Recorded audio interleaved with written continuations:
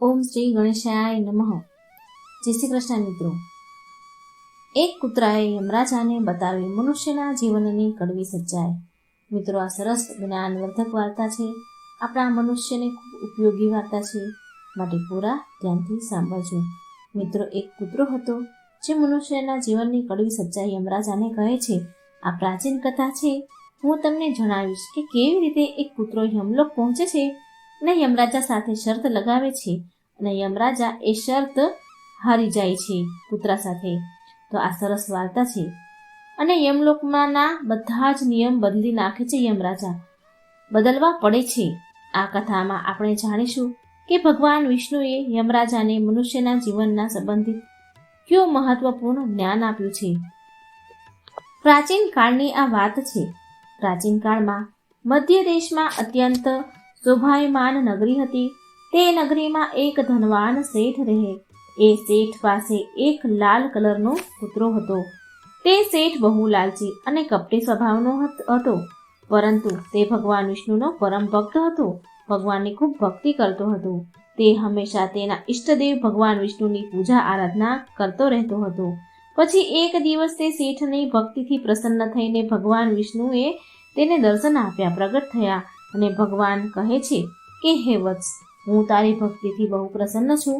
માંગ, તારે જે વરદાન જોઈએ તું માંગી લે. તારી જે ઈચ્છા મનોકામના છે તે હું જરૂર પૂરી કરીશ. તે શેઠ ભગવાન વિષ્ણુને કહે છે કે હે પ્રભુ, હું તમારા દર્શન કરીને ધન્ય થઈ ગયો. પ્રભુ, મને કંઈ નથી જોઈતું. મારી પાસે તમારું દીધેલું બધું જ છે. પછી તે શેઠ એક સાદું કોરું કાગળ લે છે અને ભગવાન વિષ્ણુને કહે છે કે હે પ્રભુ, તમે આ કાગળ પર તમારી સહી કરી દો, એટલે હું દુનિયાના લોકોને બતાવી શકું કે ભગવાન પણ છે, ભગવાન હોવાનો સબૂત બતાવી શકું.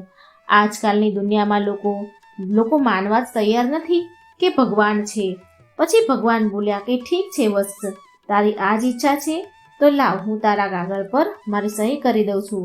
આટલું કહીને ભગવાન વિષ્ણુએ તે શેઠના કાગળ પર સહી કરી તેની અને અંતર્ધ્યાન થઈ ગયા. પછી એ શેઠ એ કાગળને હંમેશા તેના ખીચામાં મૂકી રાખતો, જેથી તે બીજા લોકોને ભગવાન હોવાનો સબૂત બતાવી શકે. પછી થોડા દિવસ પછી એ શેઠનો કૂતરો મરી ગયો. પછી એ શેઠ બહુ દુઃખી થઈ જાય છે. શેઠનો કૂતરો મર્યા પછી યમલોકમાં ગયો અને યમલોક પહોંચ્યા પછી તે કૂતરો યમરાજાની સામે આવીને ઊભો રહી ગયો. એટલે યમરાજાએ કૂતરાના લેખાજોખા જોયા અને કહે છે કે હે શ્વાન, તું એક પશુ છે.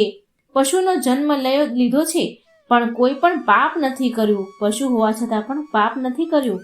તે હંમેશા તારા માલિક સાથે વફાદારી કરી છે. ક્યારેય કોઈ પશુ, પક્ષી કે પ્રાણીને કષ્ટ નથી આપ્યું. તે તારા બધા જ કામ બહુ ઈમાનદારી સાથે કર્યા છે. હે શ્વાન, તારો કૂતરાનો જન્મ છે.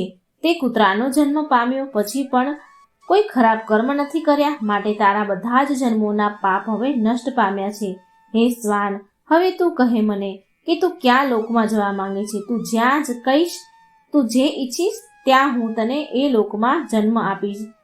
તું જે પ્રાણીનો જન્મ ઈચ્છે છે એ યોનિમાં તને જન્મ આપીશ. હું તારા પર બહુ પ્રસન્ન છું. મને કહે, તારી શું મનોકામના છે? પછી એ કૂતરો બોલ્યો કે હે ધર્મરાજ, તમે ભલે મને નરકમાં નાખો કે સ્વર્ગમાં, હું ગમે તે લોકમાં ગમે ત્યાં જવા તૈયાર છું.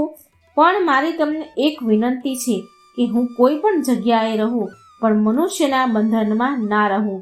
મારે ક્યારેય કોઈ મનુષ્યની ગુલામી ન કરવી પડે અને ન મારે કોઈ મનુષ્યનું જીવન જોઈતું નથી.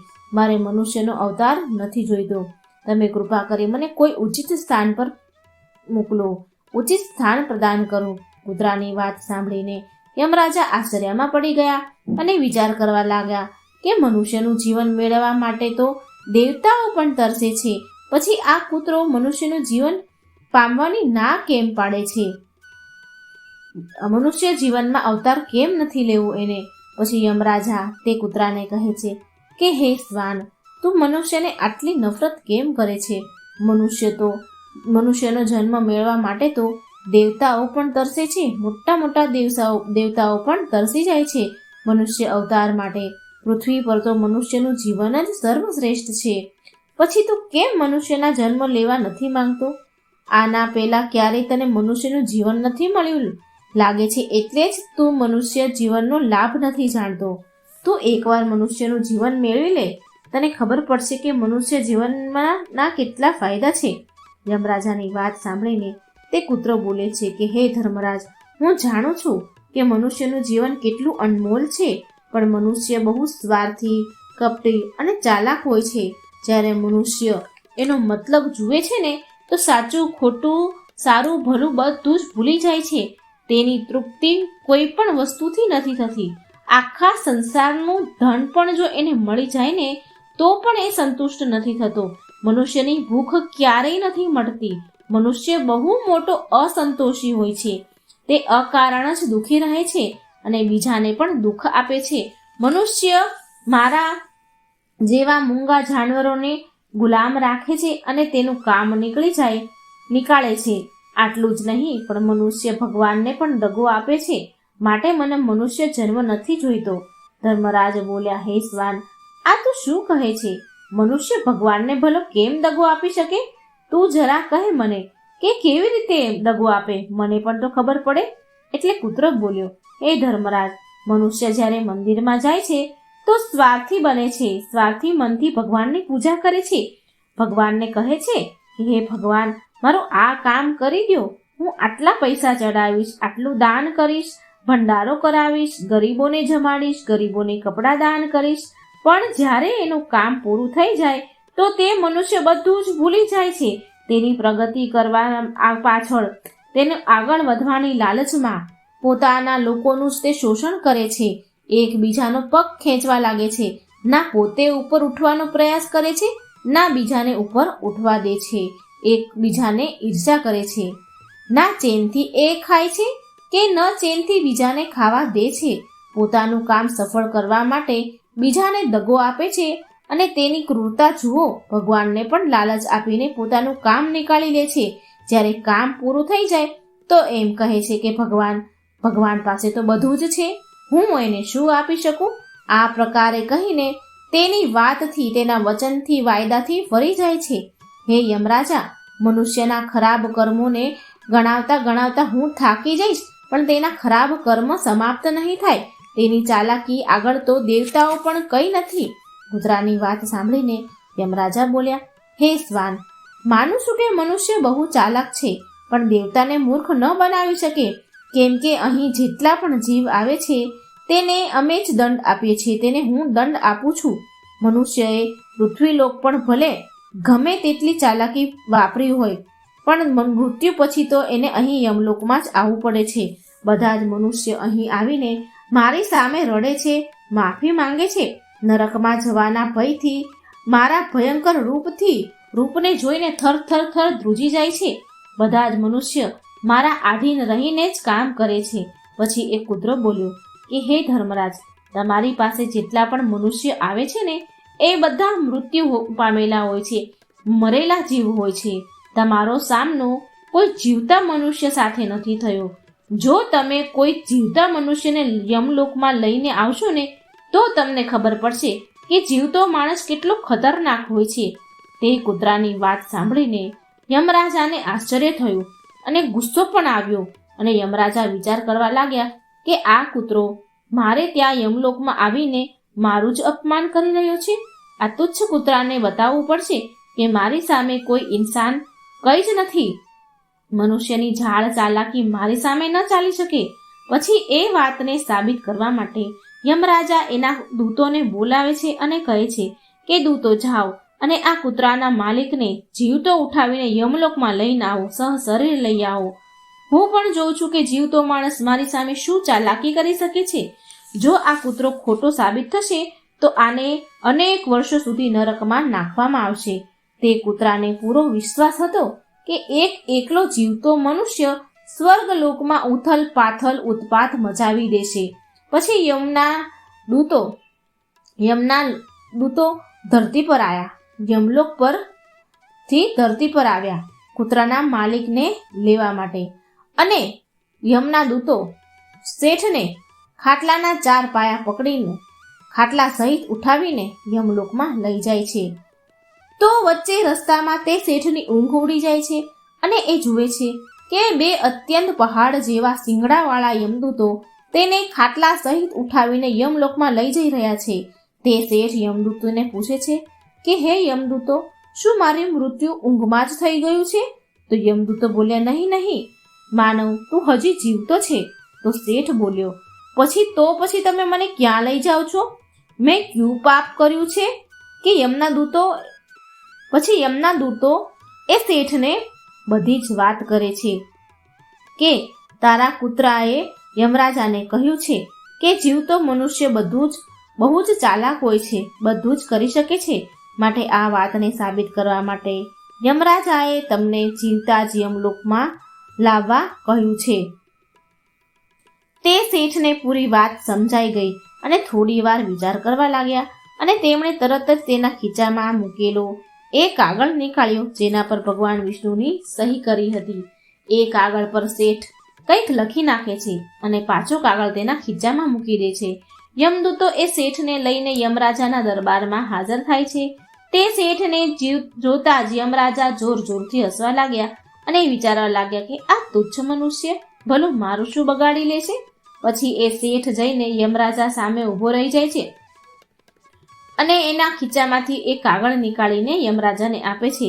જ્યારે એ યમરાજા એ કાગળને ખોલીને વાંચે છે તો તે તરત જ સિંહાસન પરથી ઉતરીને નીચે ઊભા થઈ ગયા અને એ શેઠ સિંહાસન પર યમરાજા બેસાડે છે. યમરાજા નીચે ઉતરી ગયા અને એ શેઠને સિંહાસન પર બેસાડી દીધા. આ જોઈને બધા જ યમરાજાના દૂતો ચોંકી ગયા, વિચાર કરવા લાગ્યા કે યમરાજા આ શું કરી રહ્યા છે? એક માનવને એના સિંહાસન પર બેસાડે છે.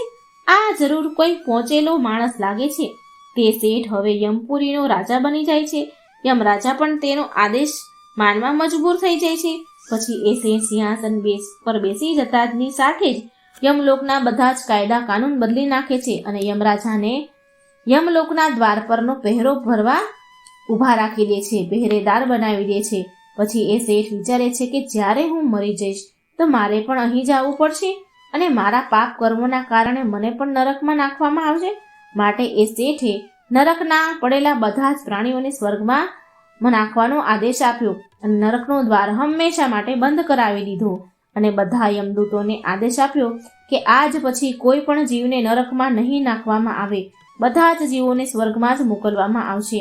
શેઠના આ આદેશને સાંભળીને સ્વર્ગલોકમાં હાહાકાર મચી ગયો. બધા જ દેવતા હેરાન રહી ગયા, પણ એ કરી પણ શું શકે? આદેશ યમલોકના રાજાએ આપ્યો હતો, માટે ચૂપચાપ બધા જ એનું પાલન કરવા લાગ્યા. સ્વર્ગલોકનું સંતુલન પૂરી રીતે ખોરવાઈ ગયું, બગડી ગયું. ધીરે ધીરે સ્વર્ગલોકમાં જીવોની ભીડ વધવા લાગી. સેવા કરીને સ્વર્ગના લોકોના કર્મચારી અપ્સરાઓ હેરાન થવા લાગ્યા અને વિચાર કરવા લાગ્યા કે આટલા બધા જીવોની સેવા કેવી રીતે કરી શકાય. આ તરફ આ કૂતરો વિચાર કરવા લાગ્યો કે યમરાજાએ તો જીવતા મનુષ્યને યમલોકમાં લાવીને બહુ ખોટું કરી દીધું, બહુ મોંઘું પડી ગયું એમને. શેઠે તો બધું જ બદલી નાખ્યું. અંતે આવું થયું કેવી રીતે? પછી આમ વિચાર કરી કૂતરો તે શેઠ પાસે ગયો અને પૂછવા લાગ્યો કે શેઠજી, તમે આ બધું કેવી રીતે કર્યું? હવે તો તમે યમલોકના રાજા બની ગયા છો. હવે હું આખું જીવન તમારો દાસ બનીને રહીશ. કૃપા કરી તમે મને કહો કે તમે આ બધું શું કર્યું, કેવી રીતે કર્યું? ત્યારે એ શેઠે ધીરે રહીને કૂતરાના કાનમાં આવીને કહ્યું કે જ્યારે મને એમ ખબર પડી કે મને જીવતા જ યમદૂતો મને યમલોકમાં લઈ જાય છે, તો મેં ભગવાન વિષ્ણુનો સહી કરેલો કાગળમાં એવું લખી દીધું, જીવતા માનવને યમરાજાના યમલોક પર બેસાડવામાં આવે. યમરાજા યમલોકમાં બોલાવે છે તેને યમલોકના રાજા બનાવવામાં આવે, યમરાજાના સિંહાસન પર બેસાડવામાં આવે. આવું મેં કાગળમાં લખી દીધું. આ મારો આદેશ છે. ભગવાન વિષ્ણુને સહી હતી નીચે અને આ કાગળ પર ભગવાન વિષ્ણુની સહી જોઈને યમરાજાને લાગ્યું કે આ ભગવાન વિષ્ણુનો આદેશ છે. તો યમરાજાએ વિચાર કર્યા વગર જ મને યમલોકનો રાજા બનાવી દીધો. શેઠની વાત સાંભળીને તે કૂતરો બહુ ખુશ થયો અને વિચાર કરવા લાગ્યો કે મનુષ્ય ભલે ગમે ત્યાં રહે પણ તેનો રંગ તેનો ભાવ ભજવીને જ રહે છે, ઉથલ પાથલ કરીને જ રહે છે. આ બાજુ યમલોકની આવી હાલત જોઈને બધા જ ભગવાન દેવતાઓ ભગવાન વિષ્ણુને મળવા માટે વૈકુંઠ ગયા અને બધી જ વાત જણાવી. દેવતાની સહાયતા કરવા માટે ભગવાન વિષ્ણુ તરત જ યમપુરીમાં આવી ગયા. તો ભગવાને જોયું કે યમરાજા યમલોકના દ્વાર પર પહેરો ભરી રહ્યા છે. પછી ભગવાને વિચાર કર્યો કે યમરાજાના સિંહાસન પર કોણ બેઠું છે. ભગવાન વિષ્ણુને જોઈને યમરાજા ભગવાનને પ્રાર્થના કરવા લાગ્યા અને કહેવા લાગ્યા કે હે પ્રભુ, તમારી આ લીલા તો બહુ વિચિત્ર છે. ધરતીના એક સાધારણ મનુષ્યને તમે યમલોકના રાજા બનાવી દીધો અને મને પહેરેદાર. ભગવાન વિષ્ણુ યમરાજાને કહે છે કે ધર્મરાજા, આ મેં નથી કર્યું, પણ આ મનુષ્યના ચાલાક દિમાગનો કમાલ છે. જો તમે જીવતા મનુષ્યને યમલોકમાં લઈને આવશો તો આવું જ થશે ને. માટે જ મેં મૃત્યુ પછી જ યમલોકમાં લાવવાનો મનુષ્યને આદેશ આપ્યો છે, જેથી મનુષ્યના બધા જ દોષ અને સ્વભાવ શરીર સાથે જ નષ્ટ થઈ જાય અને માત્ર તેની આત્મા જ યમલોકમાં પ્રવેશ કરે. પણ તમે તો એક જીવતા જાગતા મનુષ્યને જ યમલોકમાં ઉઠાવીને લઈ આવ્યા છો. યમરાજાને આટલું કહીને ભગવાન વિષ્ણુ આગળ વધ્યા. પછી જ્યારે એ શેઠ ભગવાન વિષ્ણુને આવતા જુએ છે તો એ તરત જ યમરાજાના સિંહાસન પરથી ઊભો થઈ ગયો અને બોલવા લાગ્યો કે હે પ્રભુ, મને ક્ષમા કરો. મેં તો મારા કૂતરાને નરકમાં જવાથી બચાવવા માટે અને મનુષ્યની બુદ્ધિનું બળ દેખાડવા માટે આવું કર્યું છે. હું તમારા દ્વારા દીધેલા વરદાનનો દુરુપયોગ કરવા નથી માંગતો. હે પ્રભુ, હું તમારા દર્શન કરીને ધન્ય થઈ ગયો છું. હવે મને કોઈ પણ વસ્તુનું અભિલાષા નથી. પછી ભગવાન વિષ્ણુ હસ્યા અને એ શેઠને માફ કરી દે છે. પછી એ શેઠ ધરતી લોક પર આવી ગયા. ભગવાન વિષ્ણુએ ફરીથી યમરાજાને યમલોકની ગાદી પર બેસાડ્યા અને એ પણ વૈકુંઠ ચાલ્યા ગયા. યમરાજા ફરીથી એના સિંહાસન પર બેસી ગયા. પછી એ કૂતરો યમરાજાને કહેવા લાગ્યો કે હે ધર્મરાજા, જુઓ, તમે જોયું ને, જીવતા મનુષ્યની ચાલાકી કેટલી હોય છે. એક જીવતો માણસ શું શું કરી શકે છે. માટે હું મનુષ્ય બનવા નથી માંગતો. મનુષ્ય જ્યારે સ્વાર્થી બની જાય છે ત્યારે તે આંધળો થઈ જાય છે. તેને મિત્ર, પરિવાર કોઈ પણ નથી દેખાતું. એ બધા જ એને દૂર થઈ જાય છે. લાલચમાં તે ધર્મને પણ ભૂલી જાય છે અને અનિષ્ટ કાર્ય કરવા લાગે છે. તે જ્યાં સુધી તે શાસ્ત્ર અનુસાર કર્મ કરે છે ત્યાં સુધી તે સુખી રહે છે, અને જ્યારે તે ધર્મ વિમુખ થઈ જાય છે તો કલેશ અને બીમારીઓ તેને ઘેરી લે છે અને તેનું પતન થઈ જાય છે. પછી યમરાજા તે કૂતરાને ક્ષમા કરે છે અને તેને સ્વર્ગમાં મોકલે છે અને યમલોકના બદલેલા કાયદા કાનૂન ફરી સરખા કરે છે. તો મિત્રો, આ હતી સરસ મજાની વાર્તા. કૂતરાએ મનુષ્યના જીવનની સચ્ચાઈ બતાવી. જો મિત્રો આ કથા વાર્તા તમને સારી લાગે તો મારી ચેનલને લાઈક, સબસ્ક્રાઈબ અને શેર જરૂર કરજો. કોમેન્ટ બોક્સમાં જરૂર લખજો ભગવાનનું નામ. જય શ્રી કૃષ્ણ. રાધે રાધે. ઓમ શ્રી ગણેશાય નમઃ. જય શ્રી કૃષ્ણ મિત્રો. આજે આપણે શંકર ભગવાનના વૃષભ અવતારની કથા સાંભળીશું. શિવ પુરાણ કથા અનુસાર શિવજીએ 19 અવતાર લીધા છે, તો એમાંથી આ એક અવતાર છે વૃષભ અવતાર. આ ખૂબ જ સરસ મજાની કથા છે શિવજીની. પૂરા મનથી ધ્યાનથી સાંભળજો અને વિડીયો બીજાને પણ શેર કરજો. અને આ ચેનલમાં જો નવા હોય તો મિત્રો સબસ્ક્રાઈબ જરૂર કરજો. આ ચેનલમાં તમને ભગવાનની પુરાણોની કથાઓ, વાર્તાઓ સાંભળવા મળશે અને પુણ્ય પણ પ્રદાન થશે. વાર્તા સાંભળવાથી મન શુદ્ધ થાય છે, વિકાર દૂર થાય છે મનના, અને શાંતિ મળે છે અને પાપ બળીને નષ્ટ થાય છે. તો મિત્રો આ વાર્તા પૂરી અંત સુધી સાંભળજો. શિવ પુરાણમાં ભગવાન શિવના કેટલાય અવતારની કથાઓ મળી આવે છે. તેમાંથી એક અવતારની વૃષભ અવતારની કથા છે, જે ભગવાન શિવજીએ ભગવાન વિષ્ણુના પુત્રનો સંહાર કરવા માટે લીધું હતું. શિવ પુરાણ અનુસાર સમુદ્ર મંથન સમયે જ્યારે અમૃત કળશ ઉત્પન્ન થયો તો તે કળશને દૈત્યોની નજરથી બચાવવા માટે ભગવાન વિષ્ણુએ તેમની માયાથી બહુ બધી અપ્સરાઓનું સર્જન કર્યું. દાનવો અપ્સરાને જોઈને મોહિત થઈ ગયા.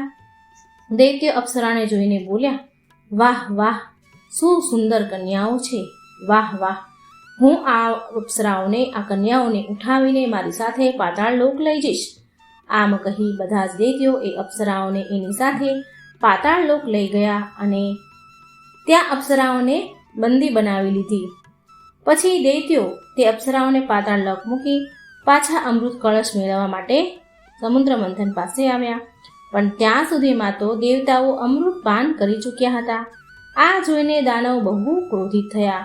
દૈત્યો બોલ્યા કે બહુ મોટો છળ કર્યો છે અમારી સાથે, બહુ મોટો અપરાધ, બહુ મોટો છળ કર્યો છે દેવતાઓએ અમારી સાથે. અમે નહીં છોડીએ દેવતાઓને. આમ કહીને આક્રમણ કરીને નાદ કર્યો અને બધા જ દાનવો દેવતાઓ પર તૂટી પડ્યા, આક્રમણ કરવા લાગ્યા, એકબીજા સાથે યુદ્ધ કરવા માંડ્યા. અમૃત પાનના કારણે દેવતાઓ અજર અમર થઈ ચૂક્યા હતા, જેનાથી દૈત્યોને હારનો સામનો કરવો પડી રહ્યો હતો. આ બાજુ વૈકુંઠમાં જ્યારે મા લક્ષ્મીને આ બધી વાતની ખબર પડી તો એ વ્યાકુળ થયા અને એમણે ભગવાન વિષ્ણુને પૂછ્યું કે સ્વામી, તમારા હૃદયમાં કોણ છે? એ તો હું જાણું છું કે માત્ર હું જ તમારા હૃદયમાં વાસ કરું છું.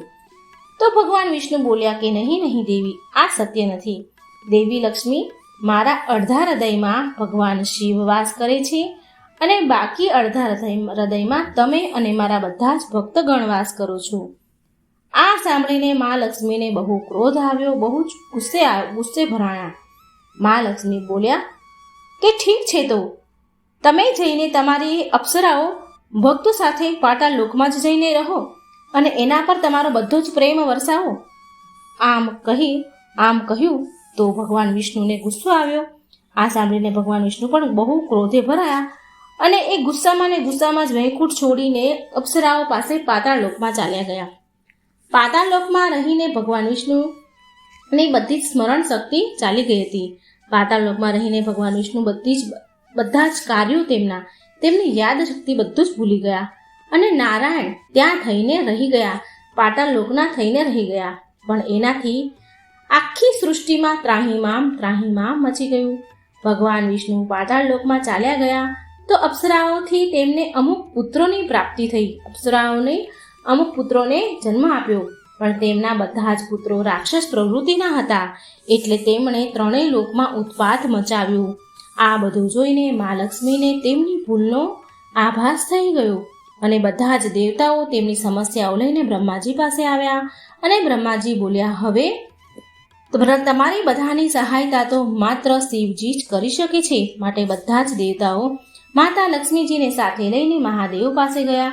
મહાદેવ પાસે આવીને મા લક્ષ્મી બોલ્યા કે હે મહાદેવ, હવે તમે જ મારી સહાયતા કરી શકો છો. મારી એક ભૂલના કારણે આ સૃષ્ટિને બધું ભોગવવું પડી રહ્યું છે. હવે તમે જ મારા સ્વામી હરિ વિષ્ણુને અને તેમની યાદ શક્તિ પાછી તમે લાવી શકો છો. એટલે મહાદેવ બોલ્યા, અવશ્ય દેવી લક્ષ્મી, હું તમારી અને આ સૃષ્ટિની સહાયતા જરૂર કરીશ. આમ કહીને મહાદેવે એક વાદળી રંગના બળદનો વૃષભ અવતાર લીધો અને વિષ્ણુ ભગવાન પાસે પાતાળ લોકમાં વિષ્ણુ પુત્રોનો નાશ કરવા માટે પહોંચી ગયા. ત્યાં જઈને તેમણે વિષ્ણુ ભગવાનના બધા જ પુત્રોને મારી નાખ્યા. આ જોઈને ભગવાન વિષ્ણુ બહુ ક્રોધે ભરાઈ ગયા અને તેમણે વૃષભ અવતાર ધારણ કરેલ શિવજી પર આક્રમણ કરવાનું શરૂ કરી દીધું. પછી ભગવાન વિષ્ણુએ તેમનું સુદર્શન ચક્ર છોડ્યું, પણ ત્યાં ભગવાન ગણેશ પ્રગટ થયા. તેમણે સુદર્શન ચક્રને રોકી લીધું. સાથે એ પણ બોલ્યા, ગણપતિજી કહે છે કે હે શ્રી હરિ વિષ્ણુ, તમે આ શું કરી રહ્યા છો? શું તમને યાદ છે તમે કોણ છો? તમને આભાસ પણ છે કે તમે કોણ છો? શું તમે શું કરી રહ્યા છો? શું તમે જાણો છો કે આ દિવ્ય અવતાર તમારી પાસે કેવી રીતે આવ્યા છે? તો વિષ્ણુ ભગવાન બોલ્યા, નહીં, મને કંઈ પણ યાદ નથી. પછી ગણપતિજીએ એમની શક્તિથી બધું જ યાદ અપાવ્યું. પછી ભગવાન નારાયણને બધું જ યાદ આવ્યું અને બોલ્યા, અરે આ મારાથી શું થઈ ગયું? મારા હાથે અનર્થ જવા થઈ રહ્યું હતું. હે મહાદેવ, હે પ્રભુ, મને ક્ષમા કરજો. જે હું તમારી સાથે યુદ્ધ કરવાની ભૂલ કરી રહ્યો હતો એના માટે મને ક્ષમા કરો. પછી મહાદેવ તેમના અસલ રૂપમાં આવ્યા, પ્રગટ થયા અને હસીને ભગવાન વિષ્ણુને ક્ષમા કર્યું. વિષ્ણુ ભગવાન પાછા વૈકુંઠ લોક આવ્યા, પરંતુ તેમનું સુદર્શન ચક્ર તો પાતાળ લોકમાં જ રહી ગયું હતું. તો તેને લેવા માટે ભગવાન વિષ્ણુ ફરી પાછા પાતાળ લોક સુદર્શન ચક્ર લેવા માટે જઈ રહ્યા હતા. તો મહાદેવે તેમને આગ્રહ કર્યો કે હે નારાયણ, પાતાળ લોકમાં સંતુલન બનાવી રાખવા માટે અને ત્યાં ધર્મ જાગૃત થવા માટે તમારા સુદર્શન ચક્રને ત્યાં જ રહેવા દો. ત્યાર પછી મહાદેવે બીજું સુદર્શન ચક્ર પ્રગટ કર્યું અને તે ભગવાન વિષ્ણુને પ્રદાન કર્યું. પછી ભગવાન વિષ્ણુ મા લક્ષ્મી સાથે વૈકુંઠમાં આનંદથી રહેવા લાગ્યા. તો મિત્રો, આ હતી શિવજીના વૃષભ અવતારની કથા. મિત્રો, આ વાર્તા ખૂબ શેર કરજો, જેથી ભગવાનની કથા સાંભળવાનો અવસર બીજાને મળે, આપણને પુણ્ય પ્રદાન થાય. જય શ્રી કૃષ્ણ. રાધે રાધે. Thank you.